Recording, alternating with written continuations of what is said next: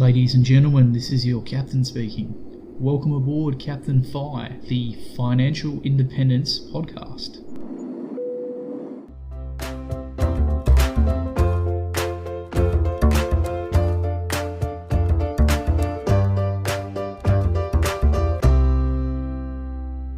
G'day! Welcome to an episode of Captain Fi, the Financial Independence Podcast, where I open the cockpit to some of the best and brightest in personal finance, as well as those who've reached or are on their way to financial independence. On board today, we have Shang from Savemycents. Shang reached FIRE at age 31 after only 11 short years in the workforce. She has the ability to work optionally, and her passion projects include being a money coach and finance blogger whilst travelling the world with her young family. Shang has always been a disciplined and frugal investor, learning the power to save and invest from her very first paycheck. She grew up in America, but originally came from a very humble farming family in China. Her parents survived the Chinese Cultural Revolution, and Shang and her parents arrived in the US when she was only 10 years old. She takes a lot of her inspiration from and credits her father, now a famous professor and himself a self-made millionaire, for teaching her great money habits from an early age. She is also a woman of many talents, including a very gifted musician. Shang graduated from Harvard University and also the University of Chicago Booth School of Business, where she met her husband. Like most of us, Shang discovered the FIRE movement through Mr. Money Moustache. She already had a great savings rate in excess of 30%, but after reading Mr. Money Moustache, she rapidly adopted his moustachianism to cut her spending even further. She mastered the science of low-cost index fund investing, both directly and also by maxing out her tax-advantaged retirement accounts. These days, when she's not traveling the world, you'll find her living in New York City. Shang is the author of Savemycents.com and is also a bit of an Instagram influencer with nearly 30,000 followers, which is actually how our stories met. So Shang, welcome to the show. Thank you so much for having me on here. I'm so excited to be here today. Well, you've done quite a good job introducing me, but I would say perhaps what I would add to that is that this entire time of saving more money and investing has also been quite a personal journey for me in going from a person who, originally was somewhat negative into someone who is now all about positivity, about the power of mindset, about changing habits. And that truly came from a passion that I had for behavioral psychology and understanding how our human brains work. And that curiosity was something that had followed me throughout my formal education years. And that actually drives a lot of what I write about and share online today. You clearly have a very distinguished resume with your academic qualifications. And I must say, the whole concept of mindfulness and the gratefulness, that was how I really discovered Savemycents, and I've learned so much already. Thank you so much. If you guys hear any children babbles in the background, that is my newborn son. I'm a new mother as well, so very exciting times. Oh, congratulations. Yeah, I can't imagine how much work that would be. I was a bit skeptical about the whole FIRE thing at first. When did you figure out FIRE was actually a thing, and how did that make you feel? Yeah, FIRE really came to me in my mid to late 20s when my husband and I decided that we would learn to live off of the lower of our two incomes, assuming that there's two incomes for the rest of our lives. And along with that, then inadvertently you create a very, very high savings rate. And the math does not lie.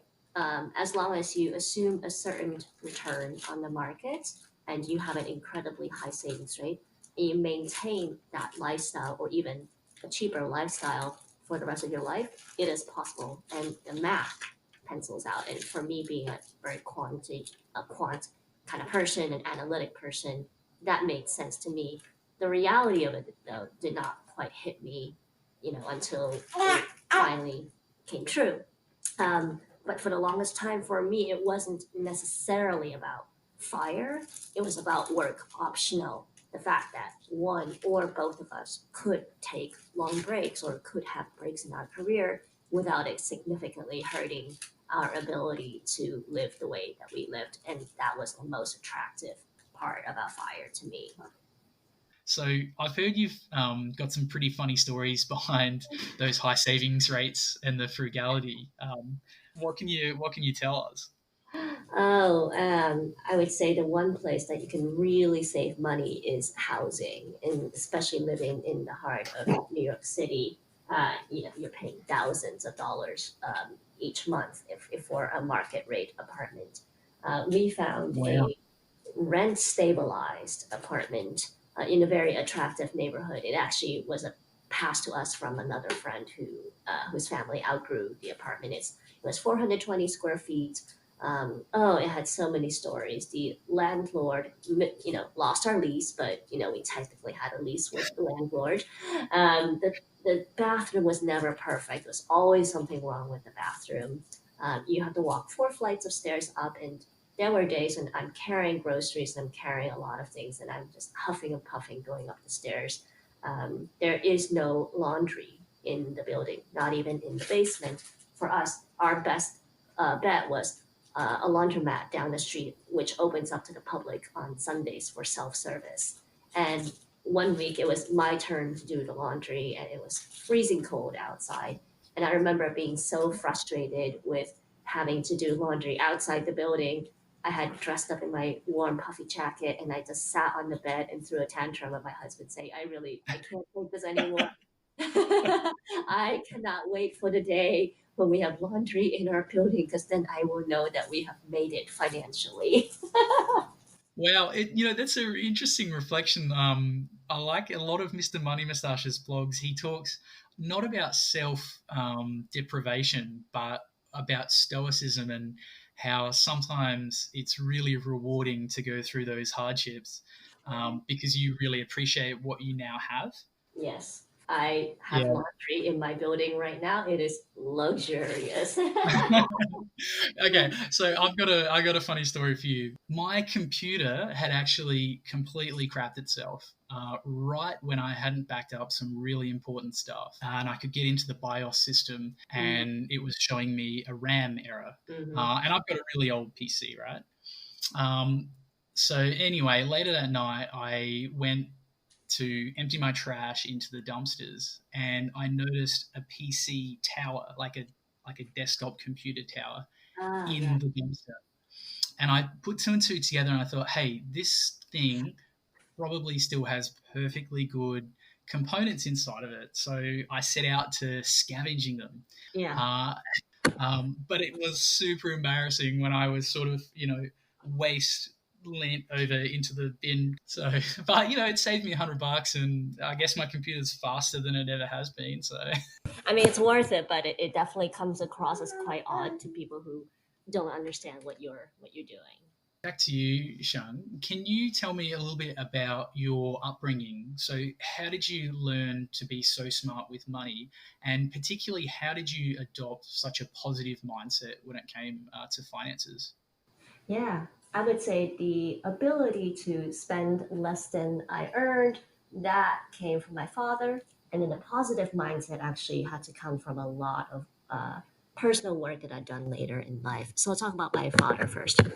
When you introduced me, you did mention that my father is also a self-made millionaire, which is true. Growing up, I'd had no idea that my father would be rich one day because he was so frugal. All I saw was how frugal he was. I knew that he always negotiated for any service that he wanted to hire. He negotiated our That's such an important skill. yeah, That is such an important skill to have. he negotiated, every car he bought, all the TV and phone plans. He would, constantly threaten the providers that he would cancel and break it. I know that my mother also had to shop at many different types of wet markets and ethnic markets to save on food. I saw my father keep a ledger. He literally budgeted using a pen and notepad. and he had, the expenses down one side, the income down the other. So my father taught me by example. And in college, when I began earning money through my internships, he told me, you learn to keep a budget and we'll see how you do. Can you, he taught me how to save money. So I really, really credit him for doing that. That's super important, isn't it? That tracking your expenses, and that's so good. I already like your dad already. Absolutely. The positivity mindset came a lot later. And I would say I perhaps was a bit more of a perfectionist growing up. My parents placed a lot of pressure on me to do well academically, to succeed in material terms and get a great job and all of that. The positivity mindset had to come when my husband and I committed to living off the lower income because I was the one that had to really bring down my discretionary spending. I, ate out a lot. I liked my pretty clothing. I liked, designer goods, and I really liked luxury travel. And even though I had a great savings rate before I met my husband, because I had such high income, I was able to afford really great experiences. And to go from a 30% Mm. savings rate to that 50% savings rate, that's when you give up these nice things. And at Yeah, first, wow. oh, it was so miserable for me because I staked my identity on those things. I staked my identity on being a foodie and all of that.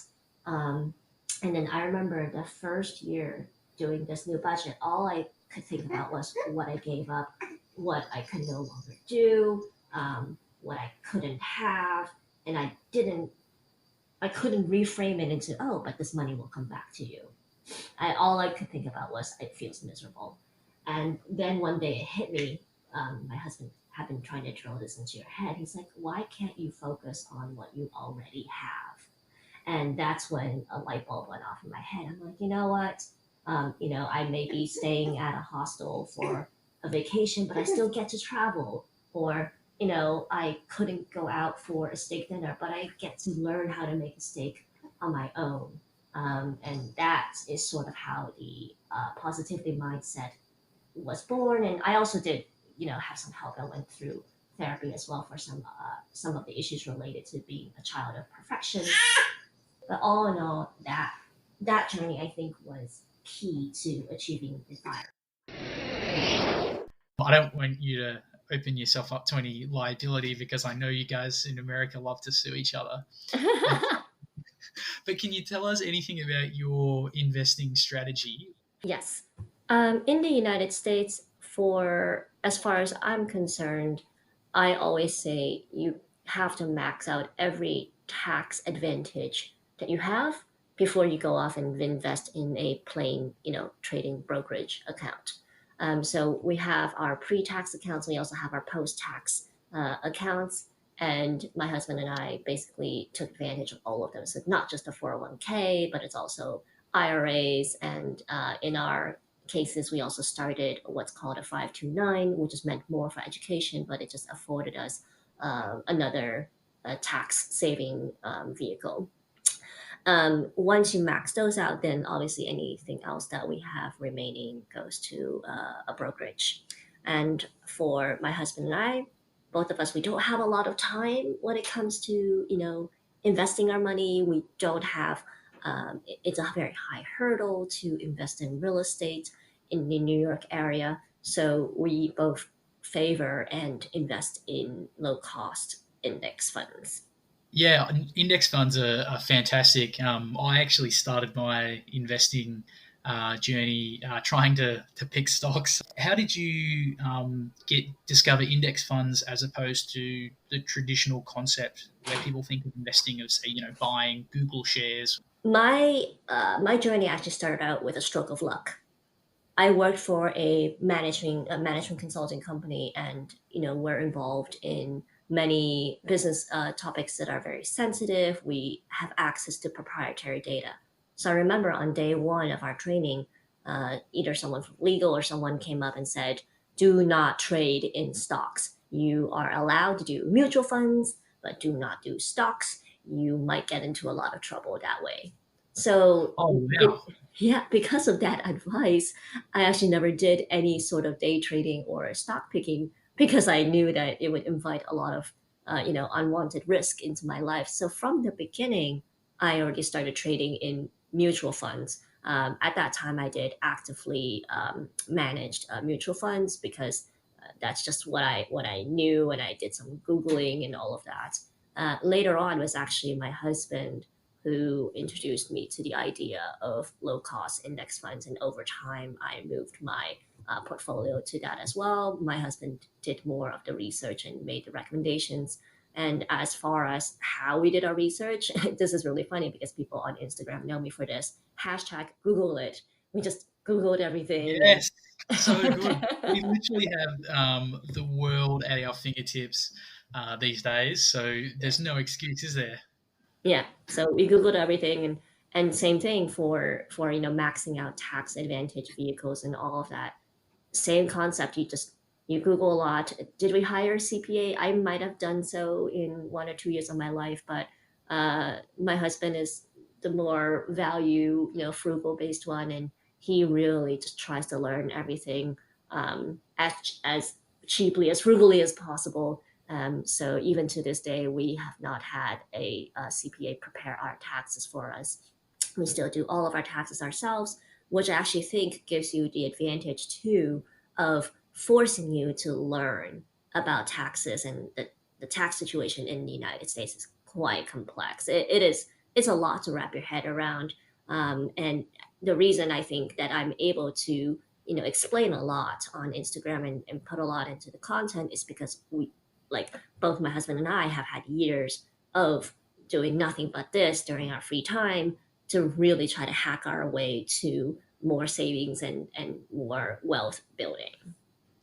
That's fantastic. You just sort of dived in head first. Now that you've hit fire, do you think it's changed you at all? Yes. Well, one very common critique of my journey is that I'm still working. And to any potential future employers out there who might hear this podcast, I'm always interested in working because I do enjoy the type of work that I do. But the freedom of fire means that if something should happen or occur in my life where I can no longer make work a priority, I have the ability to say, okay, I will now focus on something else. And that's a big reason why I'm able to take a full year's worth of maternity leave. I'm not getting paid for the whole year. My maternity policy right now at work is we get paid 16 weeks and then our healthcare insurance stops sometime after that as well. So I still have to make up for most of the year that income from somewhere else. Well, we don't need the income, but fire is the reason for that. Right now I'm working to help generate extra net worth. I'm expected to help support my in-laws when they retire, so that's a reason for that. And also one other thing that has been on my mind that perhaps I didn't think as much about when I was building my way towards fire is how difficult and how costly healthcare is in the United States. It's not so much across other parts of the world, and I recognize also that in the United States we have relatively lower taxes because of that.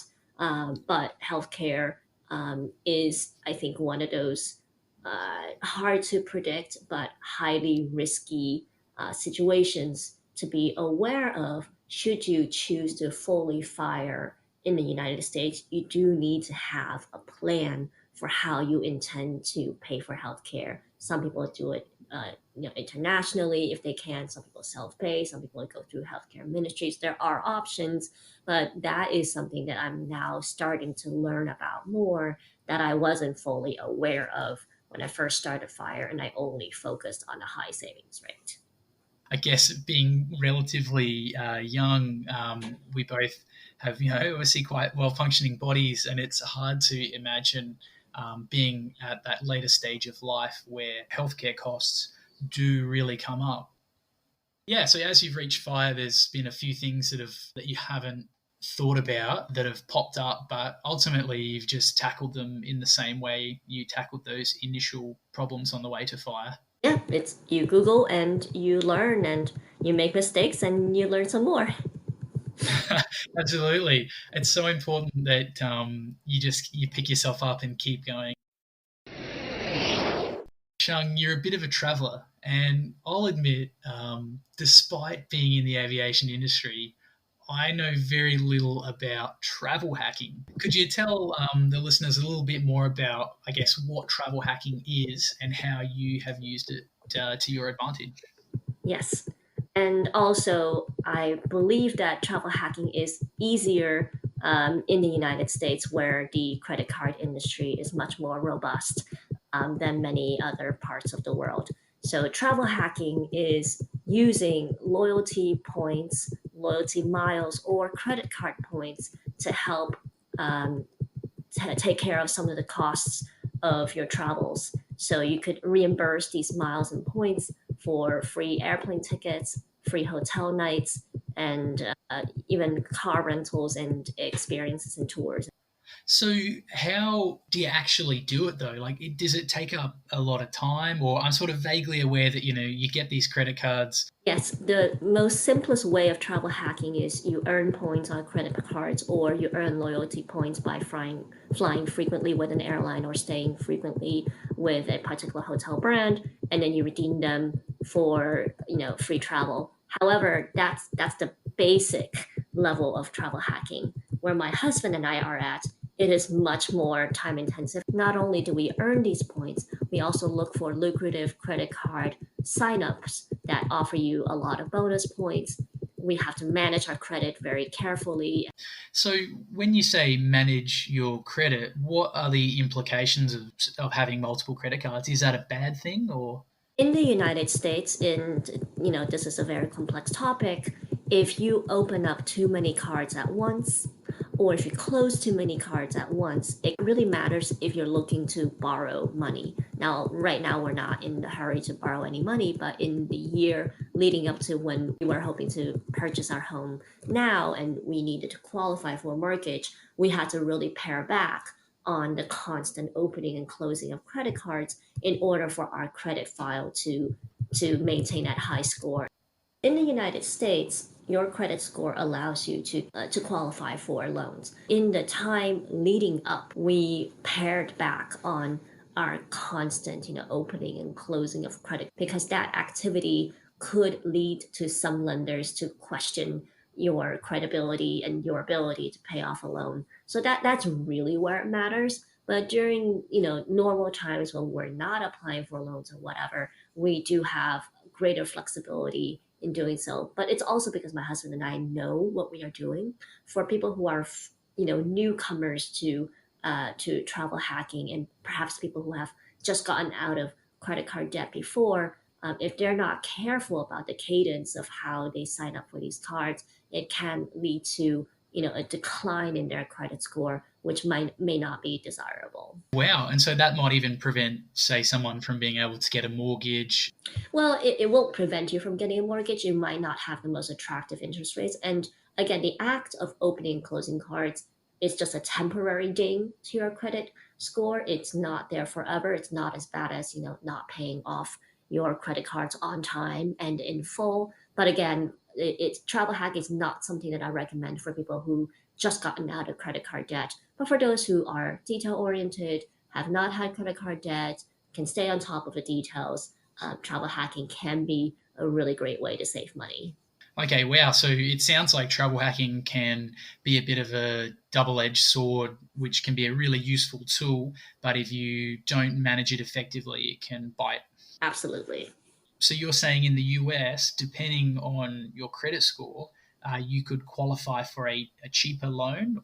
Yes, exactly. The credit score helps deduct points off the interest rate. But yeah, wow, it was interesting. I didn't realize that depending on your credit score in America, you would have to pay more for that money. In Australia, they basically look at your serviceability for the loan. And again, maybe this is related to our sort of cultural weird thing where we think that property can never go down. The bank is pretty much seems to be more than happy to lend to anyone as long as the loan is backed by property and you can meet the interest repayments, which I think is calculated in the background at about 7%. Back to travel hacking. So, what's the best travel hack you've ever done? So, as I was referencing a little bit earlier, the real time sink when it comes to travel hacking is getting even more value for your points than initially thought. So, what most people would do is they'll take some points and they'll redeem it for a hotel. They'll take some points and redeem it for an economy ticket. That's basic travel hacking. The advanced travel hackers, not only are they, signing up for credit card bonuses and they're getting, extra points for, purchasing gasoline or purchasing groceries or whatever will get them point multipliers. But then when you redeem the points, you redeem it for business class flights, you redeem it for upgraded hotel rooms, et cetera, et cetera. Those redemptions are harder to get right without spending a ton of points. So what my husband and I do is we've now started to fly business class. It's quite nice, lie flat seats and actual food and wine and real good Yeah, yeah. service, stuff you don't get in economy, especially not in the United States. And but to do that, you have to spend a lot more time searching the right flight combination that will get you, a low point redemption, but it's a really nice experience. So to give one example, from late 2018 to early 2019, my husband and I went on a luxury trip to Hong Kong and Japan. We flew business class essentially almost the entire way. And Oh, wow. it was so nice. And we basically used a variety of points from American Airlines and Alaska Airlines, but then you book via a partner airline. So we booked on Cathay, we booked on JAL and Garuda Airlines. And that is the more advanced travel hacking because you can get a lot more for your points that way if you play the regions and the different airlines correct. But all in, just to say, we spent maybe $1,000 in cash on the entire trip. It was a 2 week trip, but the value, the retail value of that entire trip after all is said and done was priced at around $20,000 US. Oh my gosh. Yeah. That is incredible, Yeah. Shang. Wow, wow. So you were able to save. What is that? Is that 95% of your travel costs? We never would have paid that full price if you were to ask me to pay for it in cash. That's just not how we live. But I'm saying Yeah, you can get a lot of value out of your points if you play it right. So that's incredible. I feel like I've been doing this whole fire thing wrong. Well, I should be sitting in business class with you, sipping champagne. I think that's a perfect example of, people think fire can be all about self deprivation, but really it's just about being mindful about where you put your time and energy. I'm really glad you spoke about that because you've definitely lit a bit of a fire in my belly to learn more about point hacking. Particularly, I'm interested to learn more about how I can do the point redemptions for things like hotels and experiences. So, what got you into travel hacking? my husband, I had loyalty points that I'd accumulated over time, and I knew that you could redeem for free flights, and I had done so. But this advanced travel hacking, the getting into business class or getting upgraded and things like that, that expert is not me. My husband spends hours of his life, and sometimes a lot of hours are lost if you have to change the itineraries, studying this, reading the blogs. There's several American-based blogs that help you discover deals like these. And we just go about and do the tasks that are required to hit the bonuses and reap the rewards when we travel. I personally don't teach travel hacking. I simply record what we've done just because it is such a complex topic and it deserves multiple websites on their own. But the three blogs that we really enjoy reading are The Points Guy, 1 Mile at a Time, and View from the Wing. These are all focused, dedicated to travel hacking, points hacking. They do get advertising fees from their blogs, and sometimes they'll perhaps write sponsored blog posts. But more or less, if you read these three blogs and you follow what they recommend, you can get a lot of value out of travel hacking. That kind of goes back to that save my sense mindset of just Google it. Exactly. So look, I mean, your website is savemysense.com, and your socials, like your Instagram account, they're pretty inspirational. And for anyone listening, you should definitely hit up Save My Sense on Instagram. Shang, you post some really great stuff almost every day. I notice now a lot of your posts and a lot of your time is directed helping others, and your Instagram page is chock full of useful question and answers and practical advice. Can you tell us a little bit more about your philanthropy and the financial coaching that you're doing? Sure thing, and thanks so much for your nice compliments. Um, After hitting fire, my husband and I traveled around the country, and in some aspects, we traveled during the election year of 2016, and we visited some areas of the country that were very poor. So while the media coverage was all about cultural issues in the United States, to me it became very apparent that there are very poor parts of the United States, but not every person needs to stay in poverty if only they just got a little bit of help in financial education, which is unfortunately not really taught in the American Yeah. education Yeah. system. So the education that kind of breaks that poverty cycle. Exactly. And, all of the richest companies in the US economy are financial institutions, banks. And what do? They profit off of people's lack of knowledge when it comes to finances.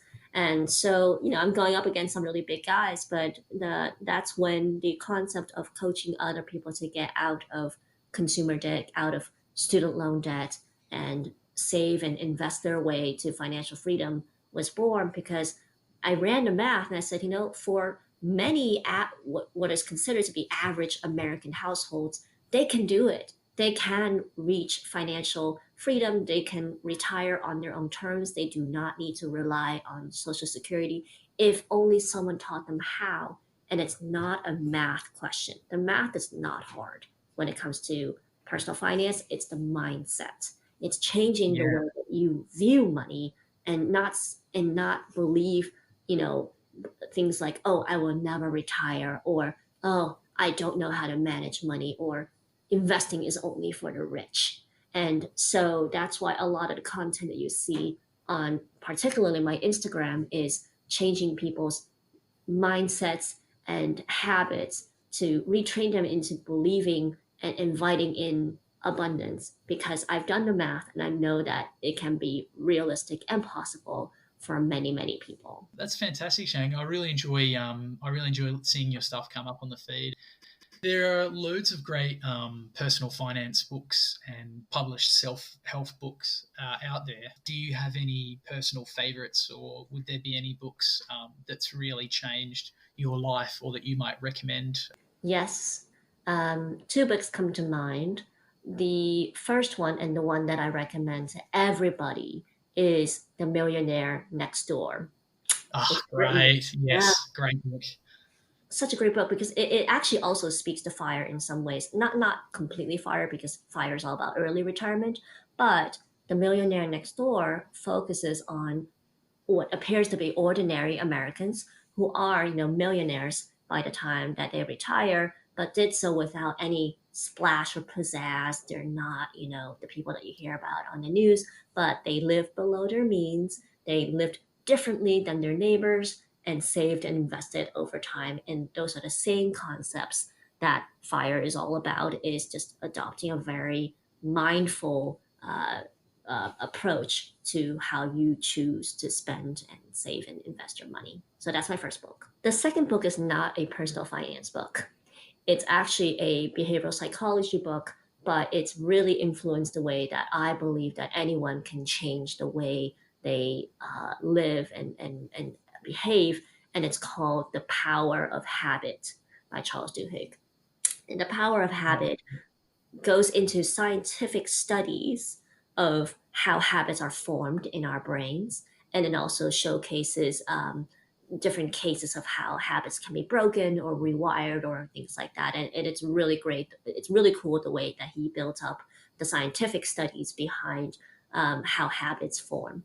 And in personal finance, especially for people getting out of credit card debt, or for people who really, really want to go from, one savings rate to an extreme savings rate, habits need to change.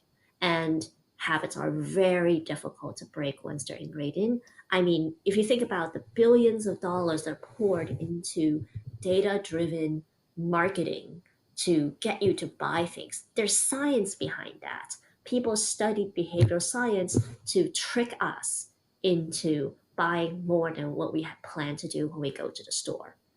And so I took inspiration from the power of habit to help the people that I coach and help the people who read my content at large learn how to break those habits and form new ones that are healthier for their wallet.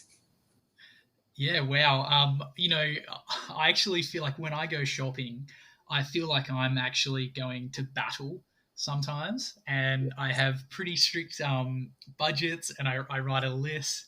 I make sure I never go shopping when I'm hungry, and despite my best efforts, I always end up with something that I didn't need or hadn't budgeted for. So, I used to joke that I would challenge anyone in the United States to walk into the Target store and come out with their hands empty. oh, That's quite a Target, yes. We have Target in Australia, and another one which is probably even worse is Kmart, which I guess maybe is kind of like Walmart. They have everything, challenge. and you go in there and you go in for some, for like a toothbrush or yeah, I don't know, like a lamp or something, and you end up with a trolley full of things. You're like, what? How did that even happen? One of the things, though, I love to ask everyone before you get off the hook is what would be your three top tips for anyone who's on the path to financial independence? The number one tip is I get to, because if you have a grateful heart, everything comes a lot easier. Everything becomes a miracle. So I get to go to work, to I get to eat food, to recognizing that you are nourishing yourself, to many other things. It is a game changer. I really recommend that you guys try it. The second tip, which is it just sounds so simple, but it's so hard, is just spend less than you earn and invest the difference. Um, Even if it's just $1 savings, every little thing matters. The reason why my username is Save My Cents is because to get to that very high savings rates, I was literally picking away and trying to optimize every cent that I had to move it out of spending and into savings and investing. So that's a concept my father taught me, and a concept that I really took to the extreme. Wow, I've often heard that, yeah, if you look after the cents, then the dollars will look after themselves. Exactly, exactly. Then my final tip, I guess this is more for those who invest, is don't panic. Right? Recessions are a given. It's not if a recession will happen, it's when will the next recession happen. So, as long as you have an investment strategy that you've done your research on, that you focused on, try not to panic when recessions happen. The worst thing that you can do is sell off everything when the prices are low. So if you are a buy and hold kind of investor, you have to also rein in your emotions when the markets are volatile. Yeah, absolutely. You only lose if you sell. Yeah. Well, Shang, thanks so much for coming on the podcast today. It's been an absolute pleasure having you on the show. Discovering you from the hashtag I get to chatting online for quite some time to now being able to have this awesome conversation. I've really enjoyed it. So thanks so much. Thank you for having me on your show. Thanks for listening to another episode of the Captain Fi Financial Independence podcast. To read the transcripts or check out the show notes, head over to www.captainfi.com for all the details. If you have a question for the captain, make sure to get in touch.